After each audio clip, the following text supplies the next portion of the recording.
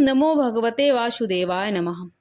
श्री कृष्ण और विष्णु भगवान की बातों को सुनकर संतुष्ट हो जाने पर नारद जी ने पुनः प्रश्न किया कि जब विष्णु भगवान आप वैकुंठ चले गए तब फिर क्या हुआ।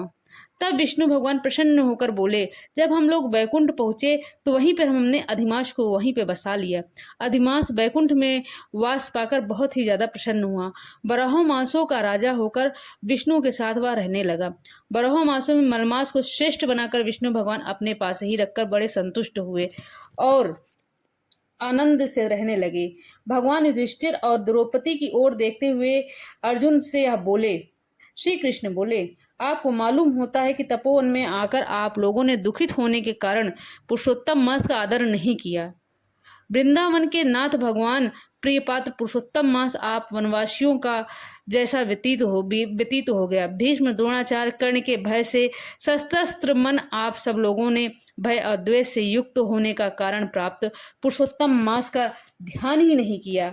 आप लोगों को ध्यान ही नहीं था पुरुषोत्तम मास का महीने के बारे में। आप लोग इतने आपस में व्यस्त हो गए थे, इतना लड़ाई झगड़ा में, कि आप लोगों को ध्यान ही नहीं था पुरुषोत्तम मास का।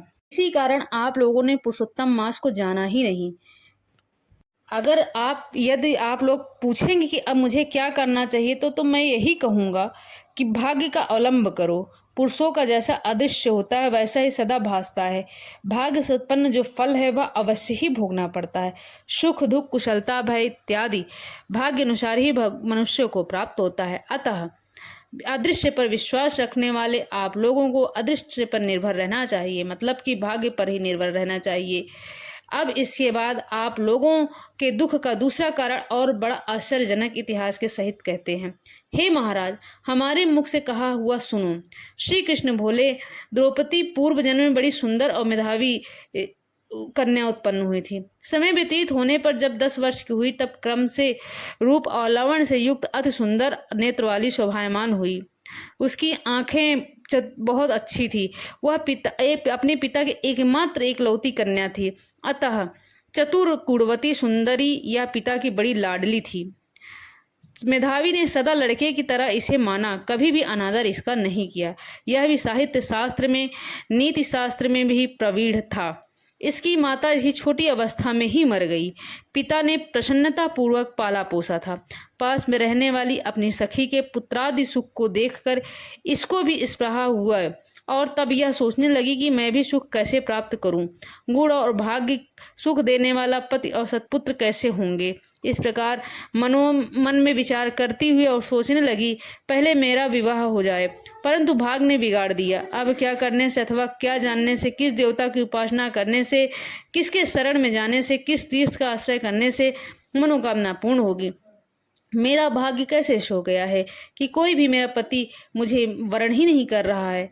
पंडित भी, मेरा पिता भी मेरे ही दुर्भाग्य से मूर्ख हो गया है। बड़ा आश्चर्य है। विवाह का समय उपस्थित होने पर भी मेरे समान वर को पिता ने नहीं दिया। मैं अपनी सहेलियों के बीच में बड़ी हूँ, परंतु कुमारी होने के कारण पति दुख से पीड़ित हूँ।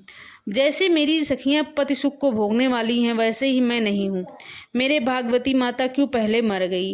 इस प्रकार चिंता से व्याकुल होकर मनोरथ रूप समुद्र के मोह रूप जल में शोका मोह रूप लहरों से पीड़ित होकर इसके पिता वेधावी ऋषि भी कन्यादान के लिए कन्या के समान वर ढूंढने हेतु देश विदेश का भ्रमण करने लगे, परंतु कन्या का अनुरूप वर कोई भी नहीं मिला।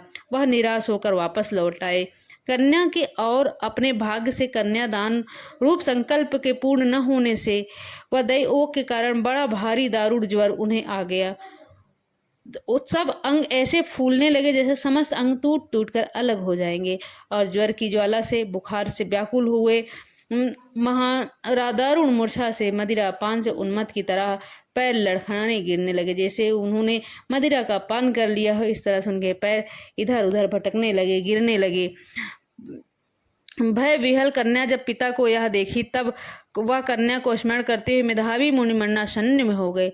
भाग्य के फलस्वरूप बल से एकाएक कांपने लगे और कन्यादान प्रसंग से उठा हुआ जो महोत्सव था वह जाता रहा। कुछ समय पश्चात पहले किए हुए गृहस्थ धर्म के परिश्रम के प्रभाव से संसार को त्याग कर भगवान में चित्त को लगाने लगे। उस मुमूर्ष मेधावी ऋषि ने शीघ्र ही नील कमल के समान श्याम सुंदर आकृति वाले श्री पुरुषोत्तम हरि का स्मरण किया। हे स्वामी, हे राधा रमण, हे प्रचंड भुंज दंड से दूर से ही देवताओं के शत्रु दैत्य को मारने वाले, हे अति उग्र को दावानल को पान करने वाले, अग्नि को पान करने वाले, कुमारी गोपिकाओं के उतारे हुए वस्तुओं को हरण करने वाले, हे श्री कृष्ण गोविंद, हे हरे मुरारी, हे राधे, हे दामोदर, हे प्रभु, इस संसार में इसकी रक्षा कीजिए। इंद्रियों के ईश्वर आपको प्रणाम है। इस प्रकार मेधावी के वचनों को दूर से ही सुन श्रीमद् भगवान के मुकुंद लोक से आए हुए उस मरे हुए मुनि का हाथ से पकड़कर ईश्वर के चरण कमलों में ले गए। इस प्रकार अपने पिता के प्राणों को निकलता देख वह कन्या हाहाकार करके रोने लगी और पिता के शरीर को अपनी गोद में रखकर अति दुख से विलाप करने लगी।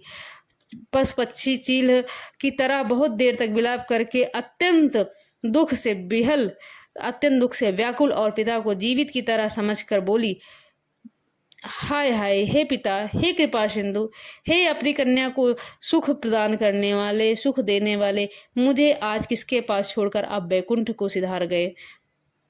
पितृहीन मेरी कौन रक्षा करेगा। आज मेरे भाई बंधु माता आदि कोई भी नहीं है। हे प्रभु, हे तात, मेरे भोजन वस्त्र की चिंता कौन करेगा। मैं कैसी रहूंगी, किस तरह से मेरा जीवन चलेगा। हे मुनिश्रेष्ठ, अब मैं मर जाऊंगी, ऐसे जीने में क्या रखा है। हे कन्या में प्रेम रखने वाले पिता, हे तात, विवाह विधि बिना किए ही आप कहाँ चले गए। आप यहाँ आइए और अमृत के समान अच्छे अच्छे बोली को बोलिए। आप चुप हो गए हैं, बहुत देर से आप सोए हुए हैं, आप जागिए। ऐसा कहकर वह उसके आंखों से झरझर आंसू बहने लगे और वह विलाप करने लगी। पिता के मरने से दुखित होकर चील पक्षी की तरह मुख व कंठ से रोने लगी।